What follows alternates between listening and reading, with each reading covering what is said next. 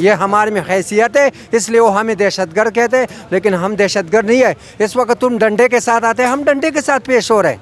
अगर वक्त आया तो गोली के साथ आए तो हम गोली के साथ भी पेश आएगा इंशाल्लाह। ये हमारा ईमान है। पाकिस्तान के ऊपर हम जान देने और इस्लाम के ऊपर हम जान देने। तुम हमें दहशतगर्द बोलो, जो मर्जी बोलो, लेकिन हम मुल्क के लिए गैरती कौम है। इंशाल्लाह ताला जब वक्त आएगा राना सनाउल्लाह, अगर इमरान खान को कुछ हो गया, इमरान खान ना बचा तो अल्लाह के कसम तुम भी नहीं बचोगे। जी बिल्कुल, पाकिस्तान बचेगा। जी बिल्कुल। यहाँ पर लोगों के जज्बात इतनी हैं, बिलाशुबा खान साहब से मोहब्बत करने वाले लोग मौजूद हैं और उनका ये कहना है कि आमिर मीर साहब का ये बयान कि पख्तूनों के हवाले से जो उन्होंने दिया बिल्कुल गैर जिम्मेदाराना बयान है और इस पर उन्हें पख्तून कौम से माफ़ी मांगनी चाहिए और ये बयान वापस लेना चाहिए। अब तक के लिए इतना ही। अपने मेज़बान को इजाज़त दीजिए। अल्लाह निगहबान।